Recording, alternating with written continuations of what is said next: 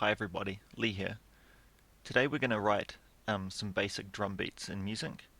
What we're going to have at the end is going to look something like this document here. We're just going to write the first section here, the first exercise, but I will show you how to add additional sections in right at the end. If you're not in full screen, now would be a good time to go to full screen, so there might be some details you miss if you're looking at this in a small window. Today I'm going to be using Music Pro.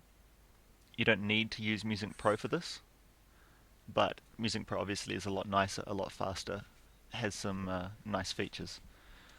You can get Music Pro or the free version of Music at music.net. Okay, so we start by clicking Start a New Project, and we're just going to have one stave here, and we're going to call this Drums. Now you notice if you're using Music Pro that the clef here has automatically picked a neutral clef because we wrote drums. You can choose anything you like. We're going to have two voices.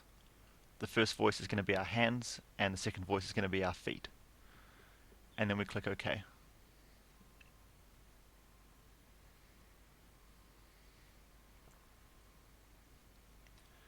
Now just zoom in for you. Now you see we've got two staves set up here. The first stave we're going to write our hands on, and the second stave we're going to write our feet on. So I'm just double clicking where this says voice, and then I just write feet, and then click away. If you need to add a drum stave into a project that already exists, there is a plus button down here that adds a stave, or you can go Project, Add Stave.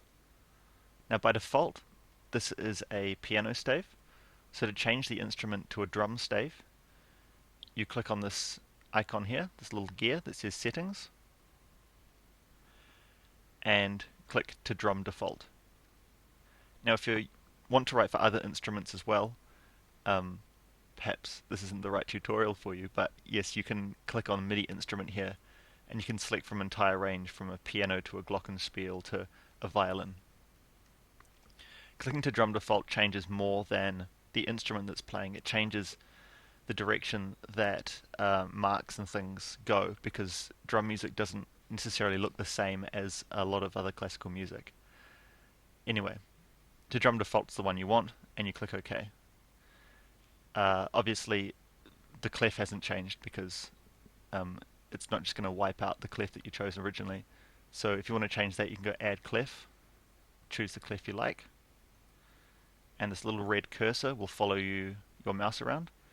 You put it where you want it, which is going to be at the start, and just click, and it's going to change the clef. Now that's how you do it if you're in an existing project. We're just going to stick with the easy way, which is set it up properly at the start. Now, we do have two staves here. They do combine at the end to be one stave. It's just much easier to write your hands on one line and then your feet on another line, and let music take care of the hard work. So, just to remind you what our goal is at the end, we're going to write these 4 bars here. So as you can see, the hi-hats quite commonly are grouped in 4s, 4/8 notes, and the bass drum is not necessarily grouped in the same way. So we'll start by adding our first note in. Hopefully you've seen a video of music before, but if you haven't, these grey notes are called guides or guide notes, and when you click on them, it creates a note.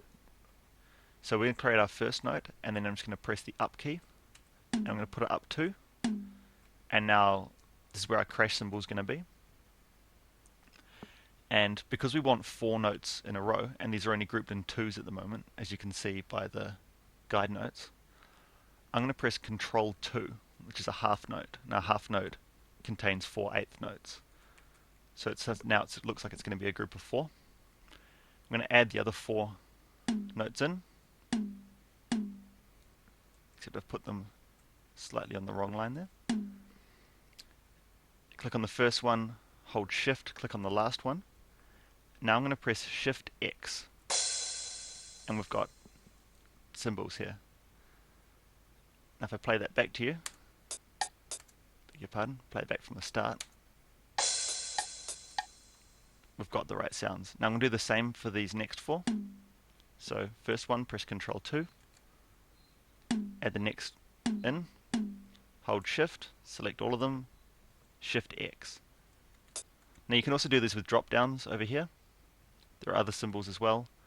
Your tuplets are here, so you could just select half note, but the keyboard's much faster. Now we're going to want 3 bars of hi-hat here. We've already got 4 selected, so I just press Control C to copy them, or I can press the copy button here. Now I press Control V to start pasting. Put the mouse where you want to paste. Control V, Control V. Right, so our hi-hat's all written, sorted. I'm going to put snare on 2 and 4. So our snare drum's quite easy, it's just this line here. We're just going to click on 2, click on 4, click on 2, click on 4, click on 2, beg your pardon, click on 2, click on 4. So other than the fill, we have our hands already written. If I play that back to you, just press spacebar.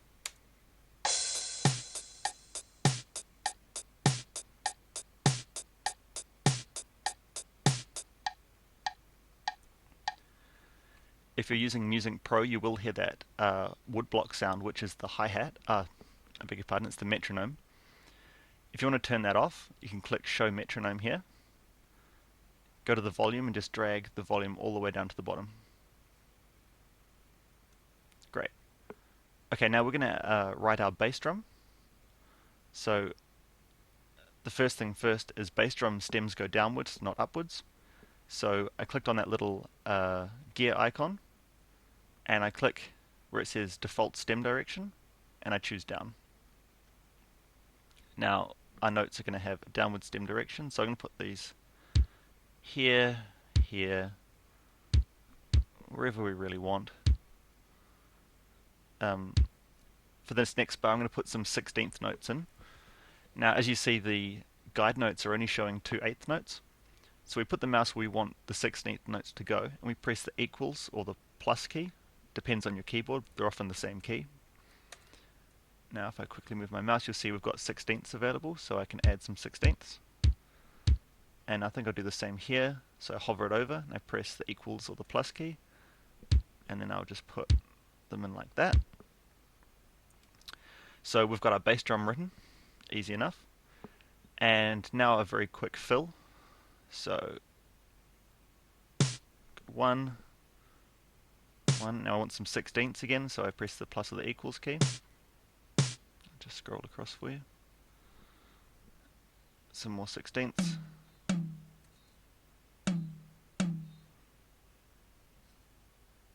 Some more 16ths. Let's put these on the floor.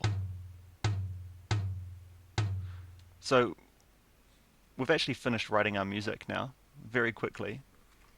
I just press spacebar to play, or I can press play button here.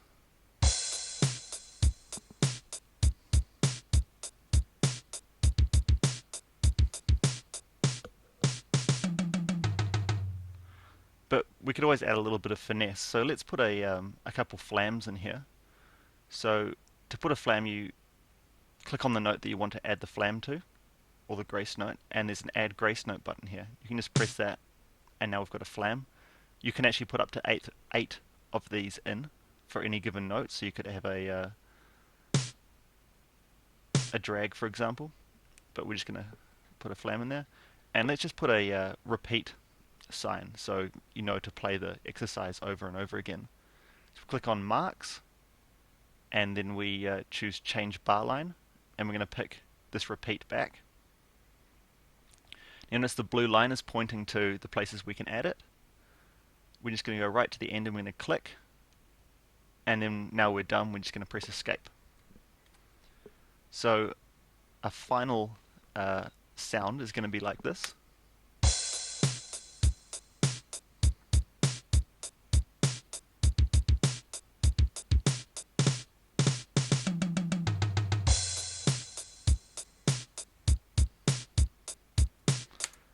Now I just stopped that because I'm sure you didn't need to hear it again. If you want to stop music while it's playing, again you can just press spacebar or press the play button.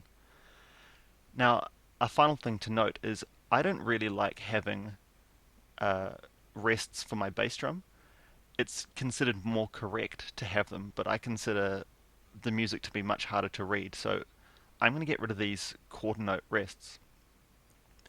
First, I'm just going to hide these guide notes. So you can just click here and the guide notes will stop following the cursor. Now, obviously we can't just delete these from the stave completely because that would break the rule of music. But what we can do is we can select them by click on one, hold Control, and just continue to click along them.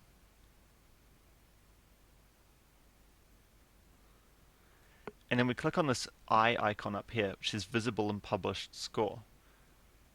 And now click somewhere else just to deselect. And you notice that they've all turned blue.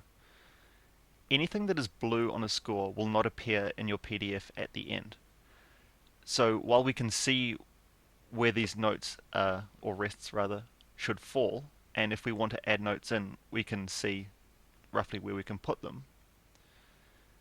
When we publish our work for printing, they don't get in the way. We don't see them, and you can do this with just about anything on a stave. Just also going to move these two rests down here, holding Control and clicking, and then I'm just going to drag these down to the bottom line to align with our notes. Okay, we're ready to publish, so we click on this Publish button here. It says Publish Project, or you can choose File, Publish Project. Now, there are a lot of options here. It's worth playing around with these. It's not going to hurt to play around with them. In Music Pro, there are considerably more options. In Music Lite, there's still some stuff to play around with. The first thing we're going to do is choose our template. Now, a template chooses how the page looks. So I'm going to click on Get All Templates to have a look what's available. And for drums, a good one is the Strong Chunk 5 too. I'm going to choose Landscape just to fit everything on the page and click OK. And I'm going to leave most things as they are. I'm just going to add in some text. So for title, I'm going to choose, I'm going to write some basic drum beat. Composer, I'll put my name. Subtitle, I'll put an example drum beat in music. I'll leave everything else as it is, and I'm just going to hit publish here. Now when I hit publish, this is creating a PDF that we can send to our friends or do whatever we want with. You also have the option of opening it as an XPS document, which is often a lot faster to open in Windows than a PDF. You can also save it as image files, which is great for the internet because you can just drop it into a web page, or you can put it into a Word document or whatever you like. I'm going to choose PDF, and I'm just going to save it as drums. Now it says it's saved OK, and I can click Open File here, and it'll launch a viewer for the PDF, and we can see the titles here: Basic Drum Beat, our subtitle, an example drum beat in music, and my composer name, which is Lee. You can scroll down, and we can see that our music is ready to go. It says drums because we wrote drums as the name of the stave. Of course, if you delete that, that goes away. And yeah, ready to go. So if you want to add additional exercises in here, as we did here, I'll quickly show you how to do that without actually writing all this music. So we're just going to hit OK and close for publish. Now these additional exercises are called sections because they don't necessarily have to be an exercise. They can be a coda or a new piece of music or anything you like. Now if you already have a section set up like we have here that's quite good, suitable for what you want for the next section,